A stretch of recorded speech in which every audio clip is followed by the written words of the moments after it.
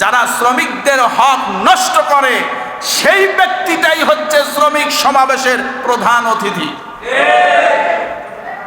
যেই মালিকটা ফ্যাক্টরিতে তালা দিয়া কোটি কোটি টাকা শ্রমিকের ঘাম মূল্যায়ন না করে, ফ্যাক্টরিতে তালা দিয়ে থানায় ওসি সাহেবকে ফোন দিচ্ছে, ওসি সাহেব বেতন আসছে 7.5 কোটি টাকা, আপনাকে 1 কোটি পাঠায় দিলাম, আপনি চুপ থাকেন, কেউ জানি গ্যাঞ্জাম না করে, আর গ্যাঞ্জাম করলে আপনি ফোর্স পাঠায় দেন।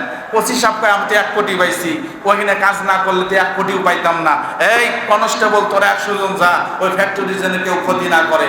এদিকে শ্রমিকরা রাস্তায় আন্দোলন করে, এই শ্রমিকের উপরে আবার গরম পানি কালার পানি নিক্ষেপ করে। যেই দেশের এই নগ্ন আইন, এই আইন কখনো শ্রমিকদের হক ফিরিয়ে দিতে পারে না। ঠিক কিনা জোরে বলে? এই কথা বললে হয়তো অনেকে রাগ করতে পারেন, হুজুর বেতন দেয় আমরা আর আপনি শ্রমিকের পক্ষে কথা কম। আছে না? শ্রমিক ছাড়া মালিক পক্ষে, তুমি কয়দিন মালিক থাকবা? শ্রমিক ছাড়া যেমন মালিক হতে পারে না, মালিক কখনো শ্রমিক ছাড়া চলতে। এর সমাধান কোথায়? সমাধান হলো ইসলাম। সমাধান কোথায়? সমাধান হলো ইসলাম। আল্লাহ রাব্বুল আলামিনের হাবিব বলেন, আল কাসিবু হাবিবুল্লাহ, যারা নিজ হস্তে পরিশ্রম করে রিজিক অন্বেষণ করে, আল্লাহর হাবিব বলেন আল কাসিবু হাবিবুল্লাহ, এরা হচ্ছে আল্লাহর বন্ধু। সুবহানাল্লাহ। কথা শুনতেছেন আপনারা? রাসূল করিম সাল্লাল্লাহু আলাইহি ওয়াসাল্লাম আরো বলেন, ইন্না মিন আতিবা মা কানা আর-রাজুল মিন কাসবিহি ওয়া ওয়ালাদুহু মিন কাসবি। আল্লাহ রাসূল সাল্লাল্লাহু আলাইহি ওয়াসাল্লাম বলেন, মানুষের জন্য উত্তম খাবার হলো তার নিজ হাতের অর্জিত খাদ্য এবং সন্তানের আয় নিজের উপার্জনের মতোই। অর্থাৎ আমরা যে কোনো কাজকে বলি না কেন, হয়তোবা আমাদের নজরের কারণে কারো কাছে কারো কাজটাকে তুচ্ছ মনে হয়, ছোট মনে হয়, কিন্তু আল্লাহ রাসূল সাল্লাল্লাহু আলাইহি ওয়াসাল্লাম বলেন যে স্বহস্তে কষ্ট করে যেটা অর্জন করে, সেটা কৃষি খাত বলেন, এরপরে মিল ফ্যাক্টরি ইন্ডাস্ট্রি বলেন, যে ধরনের শ্রমজীবী মানুষ থাকুক না কেন, প্রত্যেকটা কাজের মর্যাদা আল্লাহর কাছে আছে না নাই? আছে। কিন্তু দুনিয়ার বুকে আমরা আমাদের চোখে আমাদের চিন্তা চেতনা দিয়ে কোনো কাজকে ছোট আবার কোনো কাজকে বড় মনে করে থাকি। বলেন এই বাংলাদেশে এই এলাকাতে বলেন, যে কোনো এলাকাতে বলেন, সবারই যদি 5 তলা বিল্ডিং থাকে, তাহলে এই 5 তলা বিল্ডিং তৈরি করার জন্য আলাদা নতুন লোকের দরকার আছে না নাই? এই লোকগুলো যখন রাস্তাঘাটে চলাফেরা করবে, এই লোকগুলা চলাফেরা করার জন্য সুন্দর করে রাস্তা প্রয়োজন। যে রাস্তা আমাদের আশুলিয়া এলিভেটেড এক্সপ্রেসওয়ের যে কাজ চলতেছে আমরা দেখতেই পারতেছি, কত আধ্যাত্মিক কত আধুনিক যন্ত্রপাতি দিয়ে এই কঠিন কাজগুলো করতেছে। যেই কাজগুলো একটা মেশিন করতেছে, এই কাজটা যদি কোনো মানুষই করতো তাহলে ওই একটা মেশিনের জায়গা কতগুলো শ্রমিকের দরকার ছিল। এরপরেও এখানে অনেকগুলো শ্রমিক আছে না নাই? এবার চিন্তা করেন, যারা কাজ করতেছে ওদেরও যদি 5 তলা বাড়ি থাকতো, ওদেরও যদি চলার জন্য গাড়ি থাকতো, তাহলে এই রাস্তা নির্মাণ করতো কে? কথা শুনতেছেন? তাহলে আল্লাহ পাক একজনকে 5 তলায় রাখছেন, আর একজনকে ওই 5 তলার মানুষের খেদমত করার জন্য রাখছেন। এটা তৈরি করেছেন মানুষ না স্বয়ং আল্লাহ?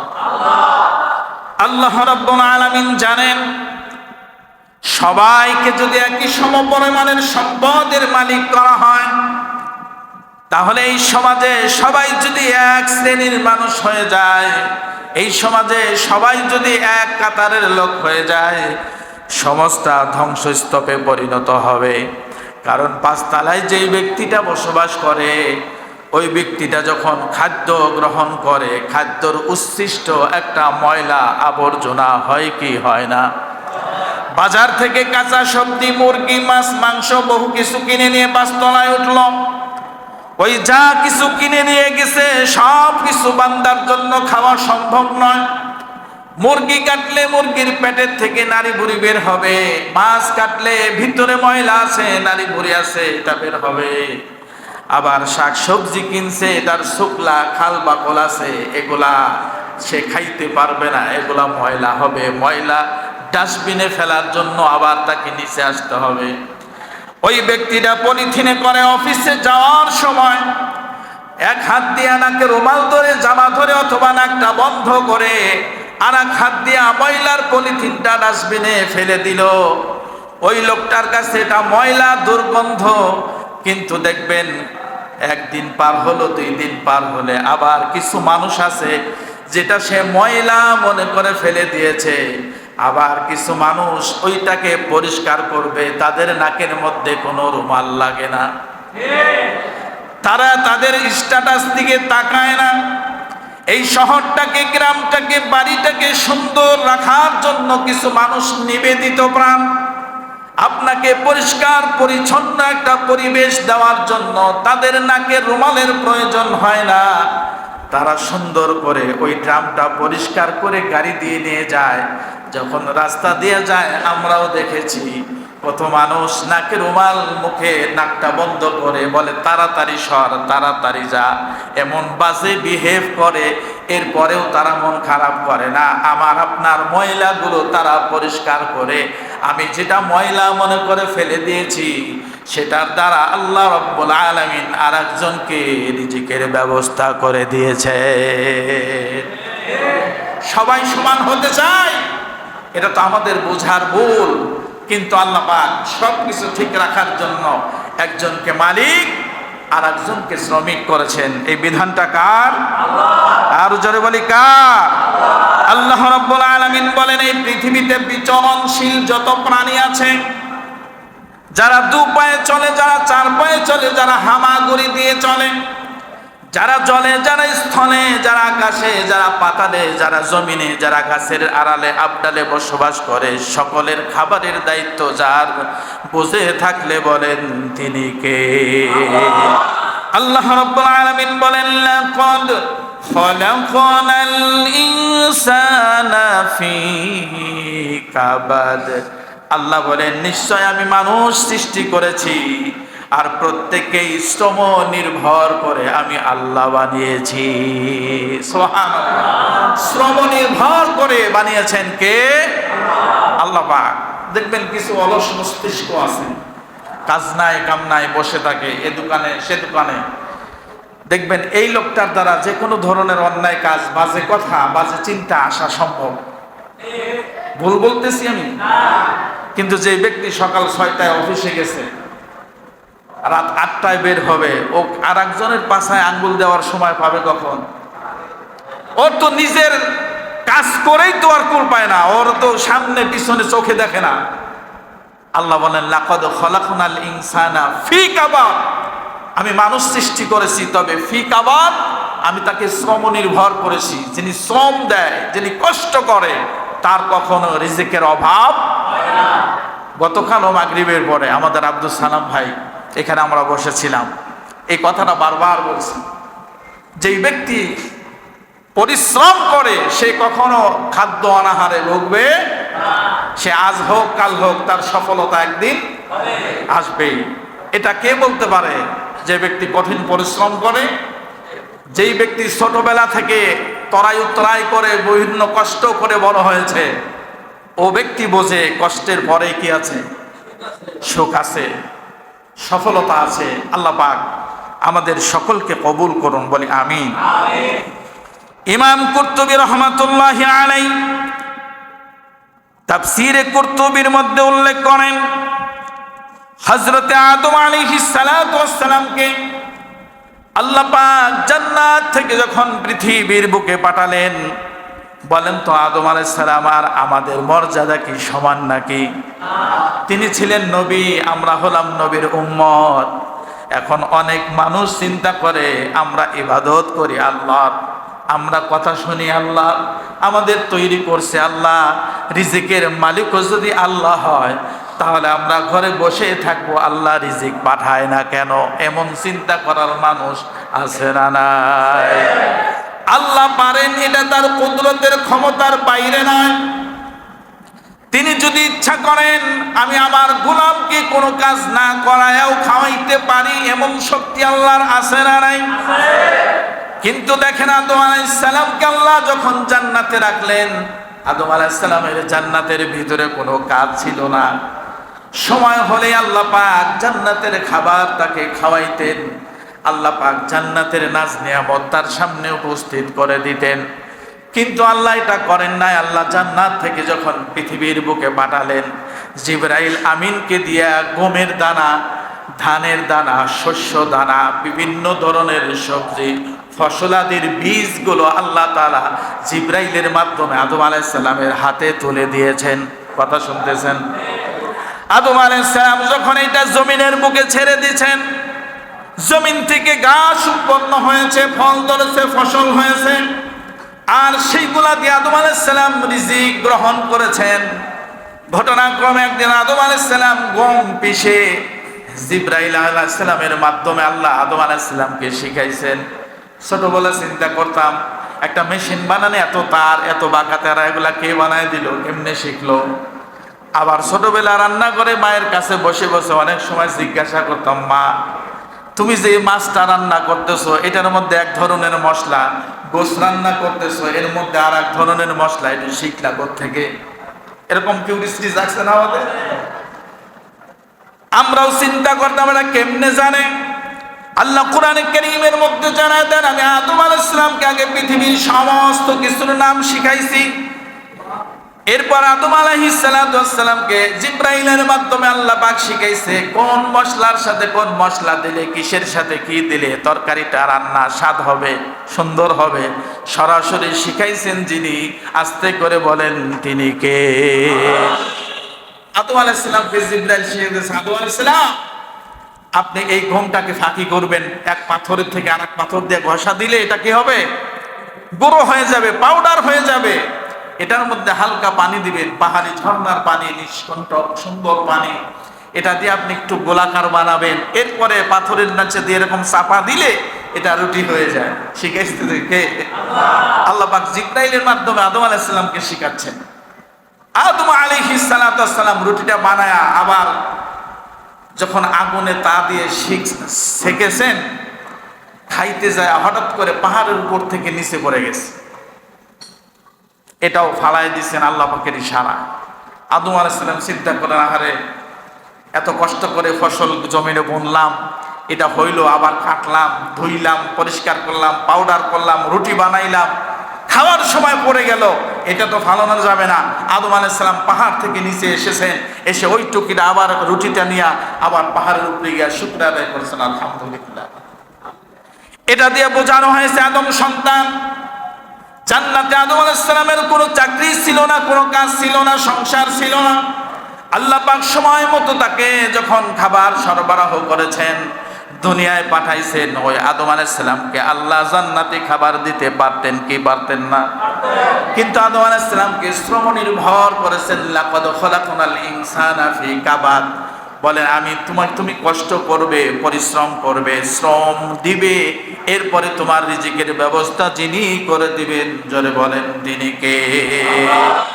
সব এই দেশের যত ধরনের হস্তশিল্প আছে না? এই যে বিল্ডিংটা যারা বানাইছে, শুধু কি রড সিমেন্ট নাকি মানুষের হাতের পরিশ্রম আছে? কথা বলেন। মিল ফ্যাক্টরি ইন্ডাস্ট্রিতে যারা কাজ করেন, লোহা লক্কর, বিভিন্ন স্টিল, বিভিন্ন তামা, বিভিন্ন ধরনের পদার্থ দিয়া এইগুলো কাজ আছে না নাই? এগুলা কিন্তু আগে আল্লাহ গোলাম আমি আপনি করি নাই। আল্লাহ পাক পৃথিবী আদম আলাইহিস সালাম থেকে শুরু করে আমাদের প্রিয় নবী মুহাম্মদ রাসূলুল্লাহ সাল্লাল্লাহু আলাইহি সাল্লামকে দিয়া, প্রত্যেকটা নবীকে দিয়া আল্লাহ পাক এই পরিশ্রমগুলো করাইছেন। সুবহানাল্লাহ পড়েন। দুনিয়াতে যত ধরনের হস্তশিল্প দেখি, এই যে কামার কুমাররা সারাদিন লোহা পিটায়, এটাও নবীদের শিক্ষা। গরু ছাগল পশুপালন করা, এটাও নবীদের শিক্ষা।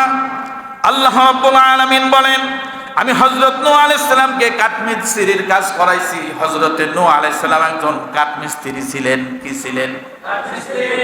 তাহলে এবার চিন্তা করেন, নূহ আলাইহিস সালামের মতো আমাদের দেশে যারা কাঠ মিস্ত্রি আছে, এরা যদি নূহের আদর্শ ধরে রাখতে পারে, আল্লাহর বিধানটা সঠিক নিয়মে পালন করতে পারে, আল্লাহ পাকের ওয়াদা হলো যারা এই আল্লাহর বিধান অনুযায়ী উঠে আসবে, আল্লাহ তাআলা ওই সকল বান্দাদেরকে নবীদের সাথে জান্নাতে যাওয়ার ব্যবস্থা করে দেবে। শুধু তাই নয়, সামনে আসেন হযরত দাউদ আলাইহিস সালাম লৌহ বর্ম তৈরি করেছেন।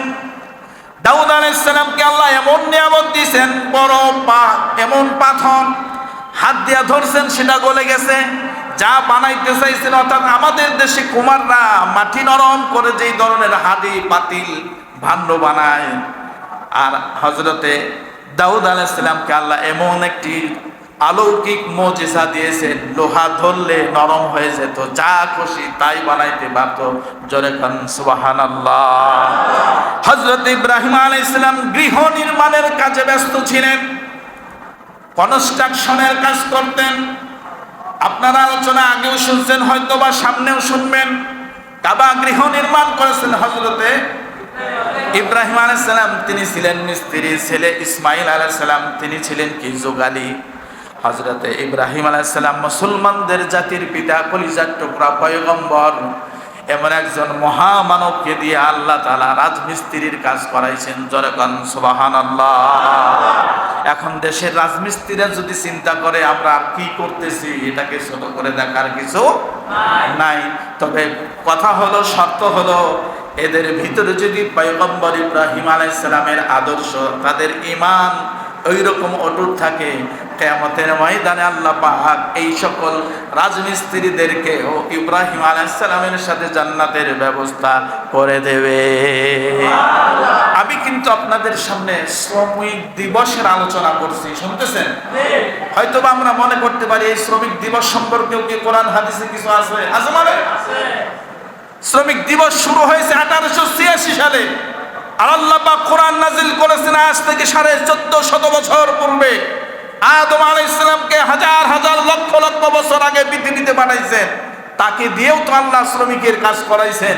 আল্লাহ বলে, এই পৃথিবীর মানুষেরা, লাকাদ খালাকনাল ইনসানা ফি কাবাদ, আমি প্রত্যেকটা মানুষকে আমি আল্লাহ সৃষ্টি করেছি এবং তাদেরকে শ্রমজীবী হিসেবে সৃষ্টি করেছি। সুবহানাল্লাহ। কথা শুনতেছেন? হযরত সালেহ আলাইহিস সালাম, তিনি ছিলেন বস্ত্র পোশাক তৈরিকারক। আজকে আশুলিয়া থানার দিকে তাকান, পোশাক কারখানা কম না বেশি? এই সময় আল্লাহ তাআলা হযরত সালেহ আলাইহিস সালাম আল্লাহর পয়গম্বরকে দিয়ে পোশাক বানানোর কাজে নিয়োজিত করেছেন। তিনি ছিলেন আল্লাহর নবী, কিন্তু পৃথিবীতে তার কাজ করার যিনি যেই কাজে দক্ষ ছিল সেটা হলো পোশাক শ্রমিক। সুবহানাল্লাহ বলেন। এই জন্য শ্রমিকদেরকে ছোট চোখে দেখো না, নিষেধ করেছেন কে? হযরত ইদ্রিস আলাইহিস সালাতু ওয়াস সালাম কাপড় সেলাই করতেন। কে? কাপড় কি করতেন? সেলাই করতেন। আমরা যাদেরকে দর্জি বলি, আগে বলতাম খলিফা, এখন বলি টেইলার। ঠিক আছে কথা? তো হযরত ইদ্রিস আলাইহিস সালামের মতন পয়গম্বরকে দিয়ে আল্লাহ এই পেশায় নিয়োজিত করেছেন। কেন? কারণ কিয়ামত পর্যন্ত যত মানুষ আসবে, এরা এটাকে আদর্শ হিসেবে গ্রহণ করবে। এটা কোনো বাটপারি সিটারির জায়গা। হযরত মুহাম্মদুর রাসূলুল্লাহ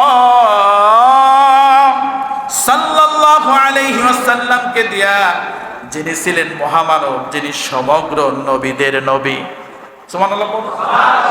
আল্লাহ হলেন রব্বিল আলামিন, আর আমাদের নবী হলো রাহমাতাল লিল আলামিন।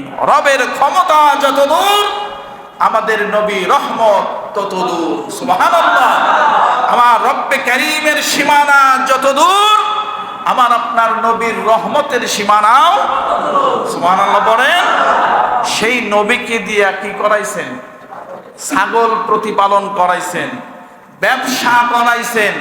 মা খাদিজাতুল কুবরা রাদিয়াল্লাহু তাআলা আনহা, তিনি একজন ব্যবসায়ী ছিলেন। সুবহানাল্লাহ বলেন। ছোটবেলায় নবীর বকরি চাষ করলেন, পাহাড়ে পাহাড়ে বকরি প্রতিপালন করলেন। আহা, আজকে যদি আমাদের সমাজের কেউ এটা করে, গ্রামগঞ্জে শুনবেন সবচাইতে খারাপ মানুষ যে ছাগল প্রতিপালন করে। ঠিক কিনা কথা? এটা কিছু মানুষের ধারণা। কিন্তু নবীকে দিয়ে আল্লাহ করাইছেন। এটা আপনাকে মনে রাখতে হবে। একটা কথা বলার আগে আপনাকে চিন্তা করতে হবে, ভাবতে হবে আমি কি বিষয়ে আলোচনা করছি। আমার কথার অর্থ হচ্ছে আল্লাহ পাক প্রত্যেকটা নবীকে দিয়া স্বহস্তে কর্ম করিয়েছেন। এই জন্য আমাদেরও দেখেন, কেউ যদি আদর্শ শ্রমিক হতে চায় তাহলে মুহাম্মদ রাসূলুল্লাহ সাল্লাল্লাহু আলাইহি সাল্লামের আদর্শ তাকে লাগবে। কেউ যদি আদর্শ ব্যবসায়ী হতে চায় মুহাম্মদ রাসূলুল্লাহ সাল্লাল্লাহু আলাইহি সাল্লামের ব্যবসায়িক আদর্শ লাগবে। কেউ যদি রাজনৈতিক নেতা হতে চায় মুহাম্মদুর রাসূলুল্লাহ, তিনি ছিলেন রাষ্ট্রপতি, সেই রাষ্ট্রপতি যদি কেউ হতে চায় ওয়ার্ড মেম্বার থেকে শুরু করে আন্তর্জাতিক জীবন পর্যন্ত প্রত্যেকটা নেতার আদর্শ মুহাম্মদুর রাসূলুল্লাহ সাল্লাল্লাহু আলাইহি সাল্লামের ভিতরে আছে না নাই? আছে। রাসূলুল্লাহ সাল্লাল্লাহু আলাইহি সাল্লামের একজন খাদেম ছিলেন। তিনি বলছেন, আমি রাসূল করিম সাল্লাল্লাহু আলাইহি সাল্লামের কাছ থেকে আজ পর্যন্ত কোনোদিন ধমক শুনি নাই। সুবহানাল্লাহ। কোনোদিন ধমক, মন কালাকালি, রাগ, গায়ে হাত তোলা তো বহুদূরের কথা। আল্লাহু আকবার। আমাদের দেশের মালিকরা মনে করে আমরা অনেক কিছু, শ্রমিকদেরকে কিছুই মনে করে না, এমন মালিক আছে না? আছে। দুঃখজনক হলে সত্য, কিছু মালিক আছে এরা শ্রমিকদেরকে মানুষই মনে করে না। এরা মনে করে মেশিনের একটা পার্টস, একটা অংশ দেখবেন নষ্ট হয়েছে, খুইলা ফালা দিয়ে আর একটা লাগায়। শ্রমিকদের কেমন মনে করে আজকে ভালো লাগছে ধরে রাখলাম, কালকে ভালো লাগবে না ধরে চেঞ্জ করে আরেকজন ঢুকাইলাম। তাহলে এরা কি মনে করলো? শ্রমিকদেরকে মানুষই মনে করে না। এরা মনে করে একটা পার্টস, ফ্যাক্টরির একটা আবর্জনা, ময়লা হয়ে গেছে ফালাই দিলাম, সমস্যা হয়েছে মেরে ফালাইলাম, সমস্যা হয়েছে বিক্রি করে দিলাম। আল্লাহ তাআলা আমাদেরকে হেফাজত করুক, বলেন আমিন। আর জোরে বলেন আমিন। আমার প্রিয় ভাইরা, শুধু তাই নয়, শ্রমিকরা যেমন মালিককে সম্মান করবে, মালিকও শ্রমিককে তেমন সম্মান করবে, মর্যাদা দিবে, ভালোবাসা দিবে। মালিক শ্রমিকের সম্পর্ক হবে ভাইয়ের মতো। একজন ভাই আর একজন ভাইয়ের জন্য যেমন দর্দে দিল হয়, ভালোবাসা থাকে, আন্তরিকতা থাকে, মালিক আর শ্রমিকের ভিতরে যখন এই মহাব্বত আর ভালোবাসা তৈরি হবে, দেখবেন কোম্পানি যতই ক্ষতিগ্রস্ত হোক না কেন, প্রত্যেকটা শ্রমিক তার চোখের পানি ফেলে দিয়ে বলবে, আহারে আমাদের মালিক না কতই ভালো। তার লস হওয়া মানে আমার লস হওয়া, তার ক্ষতি হওয়া মানে আমার ক্ষতি হওয়া। এই জন্য শ্রমিকদের ভিতরেও আল্লাহ ভীতি, খোদা ভীতি দরকার, মালিকের ভিতরেও আল্লাহ ভীতি, খোদা ভীতি দরকার। আমার প্রিয় ভাইয়েরা, আল্লাহ তাআলা বলেন, ইন্না আকরামাকুম ইনদাল্লাহি আতকাকুম, নিশ্চয় ওই ব্যক্তিটা আল্লাহর কাছে সবচাইতে প্রিয় যার ভিতরে আল্লাহর ভয় আছে। জোরে কোন সুবহানাল্লাহ।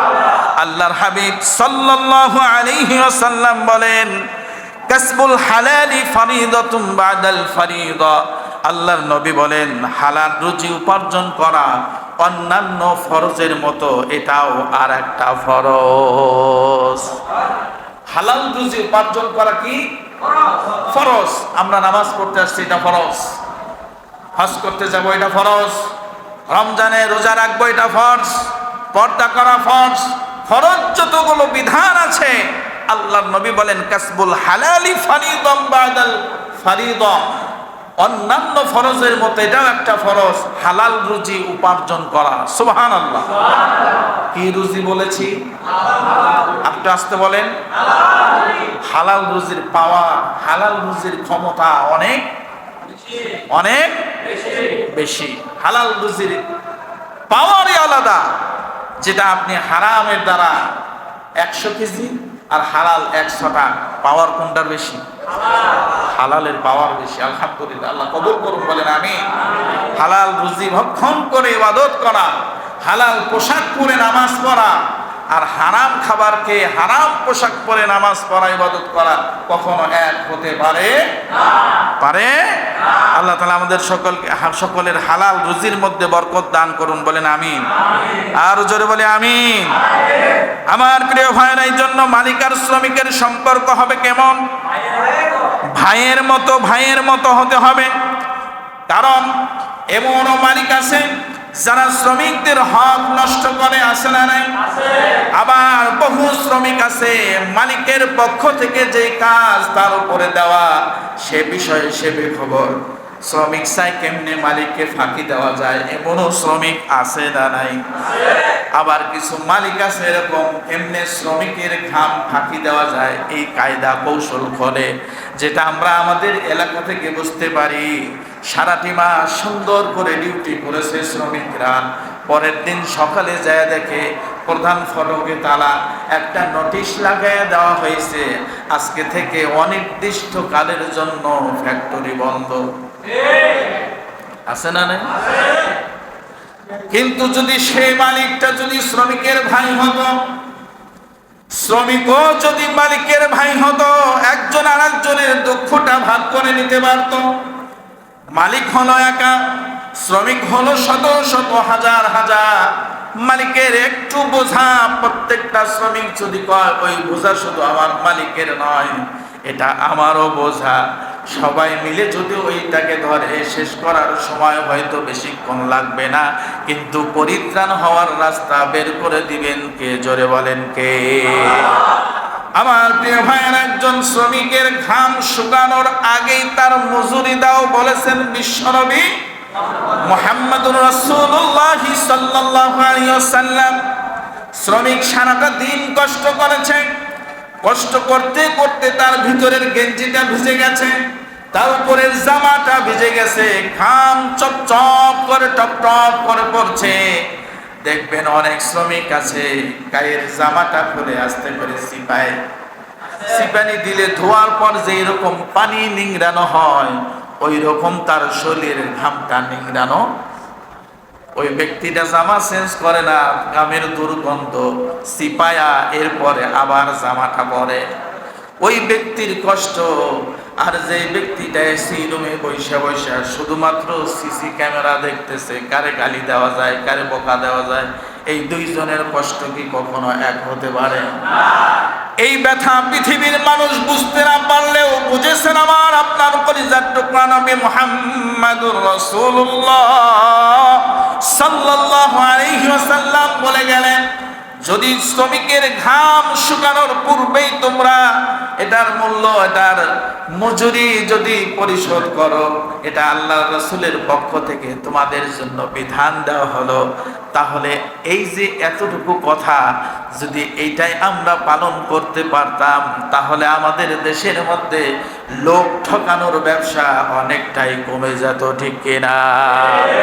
ইসলামী শ্রম নিয়ম, ইসলামী শ্রম আইন, এ বিষয়ে ইসলামে কোনো ধ্যান ধারণা আছে? এই যে কথা কয় না, আছে নাকি? হ্যাঁ, ইসলামী শ্রম নিয়ম না মানে আছে তো, এতক্ষণ যেটা বলতেছি এটাই তো। ইসলাম বলে নাই মালিকের ব্যবহার কেমন হবে, কথা কয় না। ইসলাম বলে নাই শ্রমিকের ব্যবহার কেমন হবে, ইসলাম বলে নাই মালিক শ্রমিকের দুইজনের সম্পর্ক কেমন হবে, এটাই তো আইন। এটা আরো গভীরতা অনেক আছে, সব কথা তো আলোচনায় আসবে না। তবে আমাদের 100% ধ্যান ধারণা বিশ্বাস হৃদয়ের জায়গা দিতে হবে। ইসলাম হচ্ছে, ইসলামের নীতি হচ্ছে সর্ব উৎকৃষ্ট নীতি, ঠিক কিনা বলে? আজকে আমাদের দেশে কোথাও কি ইসলামী নীতি আছে? এই কথা শুনতেছেন? কোথাও আছে? আজকে যে বিষয় নিয়ে আমরা কথা বলছি, শ্রম দিবস, আন্তর্জাতিক শ্রমিক দিবস, এই যে দিবসটা 1886 সাল থেকে শুরু হলো, কত সরকার কত অত্রাই স্তরাই করে এই যে দিনগুলো পার হলো, এ পর্যন্ত শুধুমাত্র আলেম ওলামা ইসলামী আন্দোলনের কর্মীরা ছাড়া এই দেশে ইসলামী শ্রম আইন বাস্তবায়ন হোক, এ কথা অন্য কোন দলের কর্মী নেতা এমপি মন্ত্রী বলছে? 2-4 জন যদি জেনে থাকেন বলেন আছে? আরো আসতে বলেন আছে? কিন্তু আমরা তো মনে করি এই বিষয়ে মনে হয় ইসলামের কোনো হক নাই, ইসলামের কোনো দায়িত্ব নাই, ইসলাম মনে হয় বিষয়ে কিছুই বলে নাই। কিন্তু যারা বলে এক শ্রেণীর মানুষ আছে না নাই? বাংলাদেশ শ্রমিক কল্যাণ ফেডারেশন যেই সংগঠন তৈরি হয়েছে শুধুমাত্র কেবলমাত্র শ্রমিকের ন্যায্য অধিকার ফিরিয়ে দেওয়ার জন্য। আর এই অধিকার বাস্তবায়নের যেই ধারাগুলো, উপধারাগুলো তৈরি করেছেন, সবগুলো হচ্ছে কোরআন, হাদিস এবং রাসূল করিম সাল্লাল্লাহু আলাইহি সাল্লামের দেখানো পথ নির্দেশনা অনুযায়ী। আজকে সেই সংগঠন বাংলাদেশে আছে না নাই? কিন্তু সেই সংগঠনের কর্মী বেশি নাকি লাল পতাকার কর্মী বেশি? কথা কন না কেন? আজকে সকাল থেকে পর্যন্ত বহু মাইকিং, বহু আওয়াজ কানে আসছে। অনলাইনে গেলে দেখতে পাই বহু কিছু, বহু সেম্পোজিয়াম। যারা শ্রমিকদের হক নষ্ট করে সেই ব্যক্তিটাই হচ্ছে শ্রমিক সমাবেশের প্রধান অতিথি। যেই মালিকটা ফ্যাক্টরিতে তালা দিয়া কোটি কোটি টাকা শ্রমিকের ঘাম মূল্যায়ন না করে, ফ্যাক্টরিতে তালা দিয়ে থানায় ওসি সাহেবকে ফোন দিচ্ছে, ওসি সাহেব বেতন আসছে 7.5 কোটি টাকা, আপনাকে 1 কোটি পাঠায় দিলাম, আপনি চুপ থাকেন, কেউ জানি গ্যাঞ্জাম না করে, আর গ্যাঞ্জাম করলে আপনি ফোর্স পাঠায় দেন। ওসি সাহেবকে আমি তো 1 কোটি পাইছি, ওইখানে কাজ না করলে তো 1 কোটিও পাইতাম না। এই কনস্টেবল তোরা 100 জন যা, ওই ফ্যাক্টরি যেন কেউ ক্ষতি না করে। এদিকে শ্রমিকরা রাস্তায় আন্দোলন করে, এই শ্রমিকের উপরে আবার গরম পানি, কালার পানি নিক্ষেপ করে। যেই দেশের এই নগ্ন আইন, এই আইন কখনো শ্রমিকদের হক ফিরিয়ে দিতে পারে না। ঠিক কিনা জোরে বলে? এই কথা বললে হয়তো অনেকে রাগ করতে পারেন, হুজুর বেতন দেয় আমরা, আর আপনি শ্রমিকের পক্ষে কথা কম। আছে না? শ্রমিক ছাড়া মালিক পক্ষে, তুমি কয়দিন মালিক থাকবা? শ্রমিক ছাড়া যেমন মালিক হতে পারে না, মালিক কখনো শ্রমিক ছাড়া চলতে। এর সমাধান কোথায়? সমাধান হলো ইসলাম। সমাধান কোথায়? সমাধান হলো ইসলাম। ওমর রাদিয়াল্লাহু তাআলা আনহু বলেছিলেন, আমার রাজ্যে, আমার অধীনস্থ এলাকায়, আমি যে এলাকার রাজা, আমি যে এলাকার প্রতিনিধি, আমার এলাকায়, আমার এই দায়িত্বাধীন এলাকায় একটা কুকুর না খেয়ে মরে গেলে সে দায়িত্ব আল্লাহর কাছে আমার জবাবদিহিতা করতে হবে। আমরা তো সেই ইসলামের আইনটাকে বাংলাদেশের রন্ধ্রে রন্ধ্রে সবখানে পৌঁছায় দিতে চাই। ঠিক কিনা জোরে বলে? কিন্তু আমরা কি আছি সেই কাজে? আমরা তো একটু কথা বললেই মনে করি যে হুজুর মনে অন্য লাইনে আমাদেরকে নিয়ে গেল। আরে ভাই, এটা তো ইসলাম না বোঝার কারণে হয়েছে। আজকে ইসলাম যদি বুঝতাম, তাহলে মালিক যদি ইসলাম বুঝে, সে কখনো শ্রমিক ঠকাবে? এই কথা বলেন না কেন? শ্রমিক যদি ইসলাম বুঝে, সে কখনো মালিকের হক নষ্ট করবে? সিসি ক্যামেরার উপরে আলাদা রুমাল লাগায় এরপরে মাল আউটে বিক্রি করবে? আজকে আমাদের দেশে জুট ব্যবসা নিয়ে মারামারি কেন হয়? এটা শ্রমিকদের দুর্নীতির কারণে হয়। ভুল বললাম মনে হয়? জুট ব্যবসা করে কোটি কোটি টাকার মালিক। আরে ভাই, জুট মানে ময়লা। জুট মানে কি? কিন্তু জুটের ভিতরে তো আছে জিনিস। এক ট্রাক জুটের সাথে কত যে বেরোল বেরোল কাপড়, রুল বের হয়। এটা মনে হয় বানায় বললাম? এটা কে করে? রাগ করতেছেন আপনারা? আমি এই যে অবৈধ রাস্তা তৈরি করলাম, ওরে কাপড় দিলাম 5 লক্ষ 10 লক্ষ টাকার, আমাকে দিছে 50,000। 50,000 টাকার বিনিময়ে অবৈধ ইনকাম করে মালিকের ক্ষতি করলাম 5 লক্ষ টাকা। এর মনে কোনো হিসাব দিতে হবে না? কথা বলছেন না কেন? শুধু মালিক আর শ্রমিক, এখানে আমরা কেউ কারো পক্ষে বা বিপক্ষের লোক নই। আমরা সবাই মুসলমান। বলেন আমরা কি? হিন্দু, বৌদ্ধ, খ্রিস্টান, যে যেই দলেরই লোক হোক না কেন, যেই ধর্মের অনুসারী হোক না কেন, সে যদি ইসলাম বাস্তবায়নের জন্য শ্রম নিয়মটা বাস্তবায়ন করে, আর সেই দেশে যদি মালিক আর শ্রমিকের আইনটা ইসলাম যেইভাবে বলে সেটা যদি অক্ষরে অক্ষরে পালন করা হয়, আল্লাহর কসম করে বলি, ওই মালিক কখনো শ্রমিকের দ্বারা 1 টাকার ক্ষতিগ্রস্ত হবে না। আবার বাংলাদেশ সহ গোটা বিশ্বের কোনো মালিক ওই শ্রমিকের হক মেনে কেউ কোনোদিন বড়লোক হওয়ার ধান্দা করবে না। জোরে কোন ঠিক কিনা? এতক্ষণ আলোচনার পরে আমরা যেই সারাংশ পেলাম, আমাদের সকলকে ফিরে যেতে হবে যেই নীতির দিকে। বলেন সেই নীতির নাম কি? ইসলামী শ্রম নীতি। বলেন কোন নীতি? ইসলামী শ্রম নীতি বাংলাদেশে যদি প্রতিষ্ঠিত হয়, বাংলাদেশের কোন মালিক 1 টাকাও ক্ষতিগ্রস্ত হবে না। ইসলামী শ্রম নীতি যদি বাংলাদেশে বাস্তবায়ন হয়, বাংলাদেশের কোন শ্রমিক তার ন্যায্য অধিকার থেকে বঞ্চিত হবে না। এবার আসেন, বহু মালিক, বহু লোক, কেউ মালিক আছে, কেউ শ্রমিক আছে, এই যে ডিস্টেন্স উঁচার নিচা তৈরি করেছেন আমার আপনার বাবা মা নাকি স্বয়ং আল্লাহ? একজনকে ধনী বানাইলেন, একজনকে গরিব বানাইলেন, এটা পৃথিবীর মানুষের তৈরি করা না, তৈরি করেছেন কে? কিন্তু আল্লাহর রাসূল বলেন, আল কাসিবু হাবিবুল্লাহ, যেই ব্যক্তি নিজ হস্তে কষ্ট করে শ্রম দিয়ে হালাল উপার্জন করে, ওই ব্যক্তিটা হচ্ছে স্বয়ং আল্লাহর বন্ধু। এই পৃথিবীতে অগণিত নবী আর রাসূল এসেছেন, আল্লাহ পাক নিজের বন্ধু হিসেবে কোন নবীকে চয়েস করেন নাই। শুধুমাত্র কেবলমাত্র আমার আপনার কলিজার টুকরা নবী মুহাম্মাদুর রাসূলুল্লাহ সাল্লাল্লাহু আলাইহি সাল্লামকে হাবিবুল্লাহ বলেছেন, নিজের বন্ধু বলেছেন। আর পৃথিবী থেকে নবী রাসূলদের মধ্যে একজন আল্লাহকে বন্ধু বলেছেন, তিনি হলো ইব্রাহিম খলিলুল্লাহ। হাবিবুল্লাহ মানেও বন্ধু, খলিলুল্লাহ মানেও বন্ধু।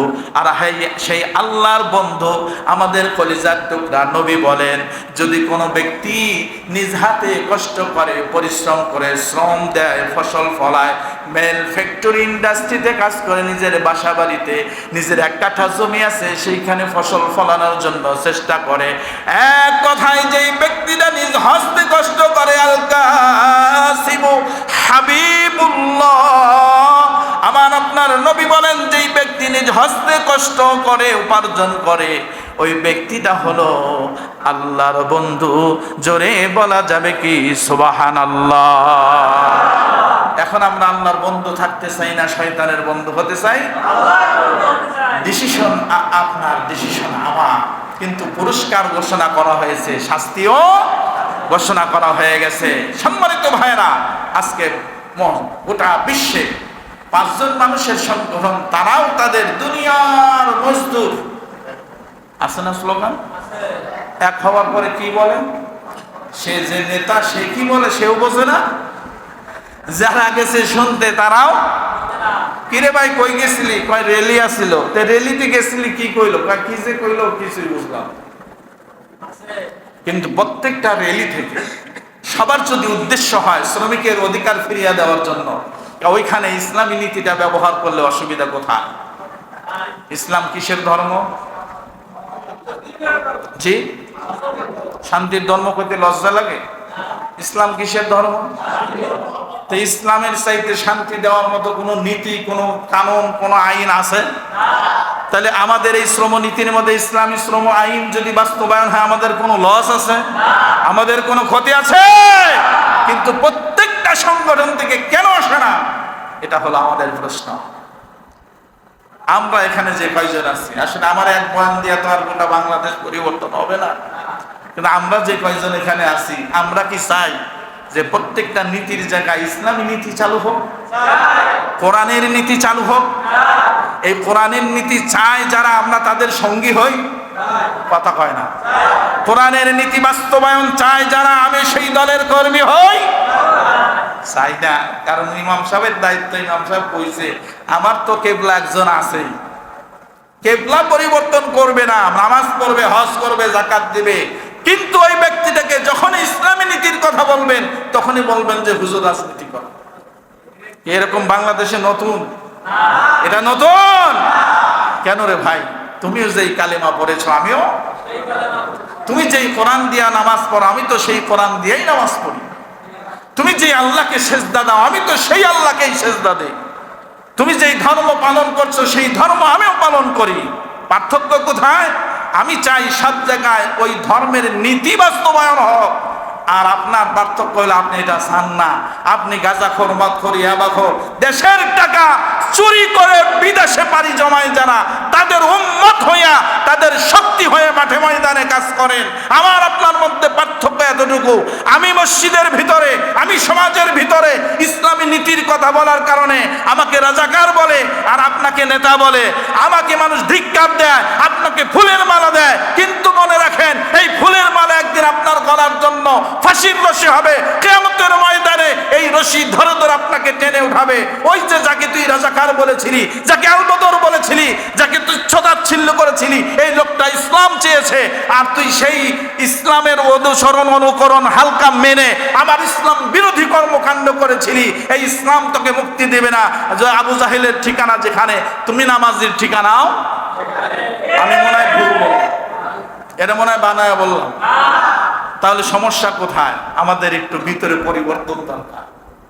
ইসলাম যদি শান্তির ধর্ম হয়, ইসলাম যদি মসজিদে শান্তি দিতে পারে, সে কি মাঠে শান্তি দিতে পারে না? এই কথা বলেন। ইসলাম যদি শান্তির ধর্ম হয়, সে কি আমার পরিবারে ইসলাম থাকলে পরিবারে শান্তি দিতে পারে না? ইসলাম যদি শান্তির ধর্ম হয়, এই ইসলামের নীতি আর রীতি যদি গোটা বাংলাদেশের প্রত্যেকটা রন্ধ্রে রন্ধ্রে পৌঁছে যায়, যদি মুসলমান হন, আপনার তো অসুবিধা হওয়ার কথা না। কোনো অসুবিধা হওয়ার কথা? এই কথা বলেন, কোনো অসুবিধা হওয়ার কথা? যদি আপনি শোনেন, যদি আপনার অসুবিধা মনে হয়, তাহলে বুঝবেন যে আপনি এখনো ইমানদার হতে কি কথা ঠিক? কারণ আবু জাহেলের চাইতে আপনি বড় আল্লাহর ওলি এখন হতে পারেন নাই। আবু জাহেল নবীকে স্বয়ং সামনাসামনি হাজার না কোটিবার দেখেছে। আপনি কয়দিন দেখছেন? কথা কন না কেন? দেখছেন একদিনও? স্বপ্নে? রওজা মুবারকে যায় সালাম দিছেন একদিনও? তার মানে ওই রাসূলকে ভালোবাসেন, কিন্তু রাসূলের আদর্শ আপনার পছন্দ হয় নাই। ওই রাসূলের রওজা মুবারকে হয়তো টাকার জোরে যেতে পারবেন, কিয়ামতের ময়দানে আবু জাহেল যেমন রাসূলের সুপারিশ পাবে না, আপনি মুসলমানের সন্তান হাজী সাহেব হয়েও ওই রাসূলের শাফায়াত আপনার কপালে জুটবে। কারণ আবু জাহেল রাসূলকে সরাসরি দেখার পরে ভিতরে গেছে, দূর মুহাম্মদকে নেতা মানলে আমার দাঁতলে আমার ক্ষমতা চাই কই। কথা ঠিক? তাহলে আমি নামাজ পড়ি যার, রোজা রাখি যার, হজ করি যার, সব ইবাদত করতে পারি, শুধু ইসলামের নিয়ম আর নীতিটাকে মানতে পারি না, বুঝতে হবে আপনি আসলে ইমানদার না, আপনি একটা দোকানদার। আপনার দোকানের সাইনবোর্ডটা সুন্দর, টুপি আছে, আপনার দোকানের কালারটা সুন্দর, ইসলামী লেবাস আর পোশাক আছে, আপনার দোকানের কালারটা সুন্দর, দাড়ি আছে, কিন্তু দোকানের ভিতরে যে এই লেবাস আর ইয়ানিয়া যে মাল থাকা দরকার সেই মাল। তার মানে আপনি একটা ভুয়া দোকানদার, ইমানের দাবিদার, কিন্তু ইমানকে পছন্দ করেন না, ইসলামের ধর্মের অনুসারী, কিন্তু ইসলামের রীতি আর নীতি মানেন না। বুঝতে হবে ডাল মে কুছ কালা হয়, আপনার ভিতরে ঝামেলা হয়। কথা ঠিক? এই জন্য প্রত্যেকটা রন্ধ্রে রন্ধ্রে আমরা ইসলামী হুকুমাত চাই। কারা কারা দু হাত তুলে আল্লাহকে দেখায়? আমরা সর্বক্ষেত্রে ইসলাম চাই, বলেন ইনশাআল্লাহ। নারায়ে তাকবীর। আল্লাহ কবুল করুক বলে আমিন। সম্মানিত সমাজ সংস্কার, রাষ্ট্র সংস্কার, শান্তি আনার জন্য ইসলামের কোনো বিকল্প